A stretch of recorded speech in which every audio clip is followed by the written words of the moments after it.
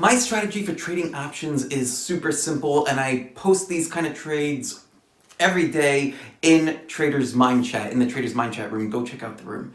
So the strategy works like this. I have a swing trading system that I call Eagle. I've done a bunch of different videos about that. Check out those videos of how I target these high quality stocks that have the ability to go up 500, 1,000% or more. So I'm starting from there, right? So I've already got this crop of stocks that pass a whole bunch of hoops, and I'm filtered down on the 100 or so best stocks in the market. Fantastic. So from those, I'm looking for stocks that have already broken out and have a ton of momentum behind them. So they've already broken out, they're already moving, they've got lots of volume. Fantastic. The next thing that I'm looking for is there an options market for this idea? Because not every trade is going to be an options trade. So what makes an options trade? I want it to, the stock itself needs to be a highly liquid stock. So think stocks like Apple or Tesla or Beyond. Those have been a few of the recent ones. And not only that, it needs to have a liquid options market, because not every liquid stock also has a liquid options market. So how can you tell if there's a liquid options market? It's more than just the open interest. That's important too.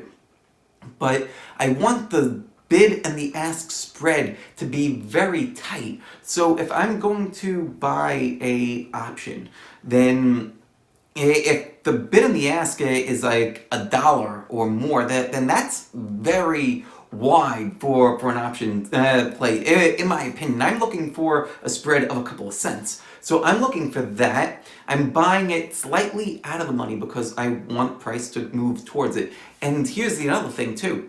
I'm using options for my day trading. So when you day trade options, you're taking a variable out of the equation that trips up a lot of people with options, and that variable is called theta, which is the time decay of the option. So when you buy an options contract, right, and this is getting into it a little bit.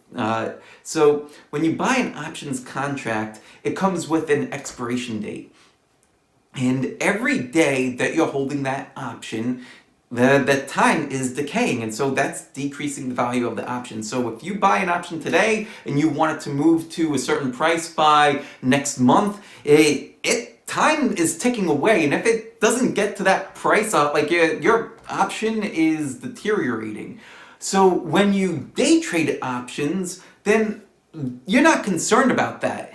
Right? You're not concerned about that at all, because you're just holding it for the day, and there's no time decaying. So you get the benefit of the leverage that the options offer without having to worry about that time decay. It's fantastic to do it this way.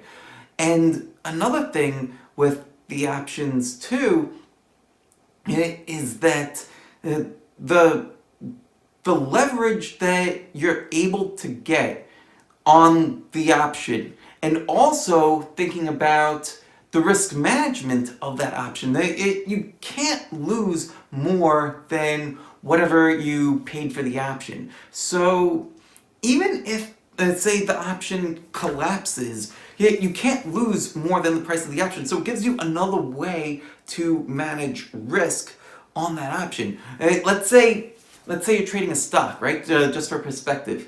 And the stock all of a sudden implodes, you can't get out of it. You bought a lot of shares to try to leverage up on that stock trade, and the price plummeted, you couldn't get out, and now you lose dramatically more than you intended. With the option, yeah, you might lose, but your loss is capped to that premium. So I'm trading options with all that in mind, and I'm day trading them, and I'm using the same methodology that I would use on my swing trades. Same things with setting price targets, using the trailing stops, using backstops, using regular stop losses, on there, and it's just on that lower time frame, down on the 1 minute. So a lot of things that you want to do with options that you already do with stocks, you can.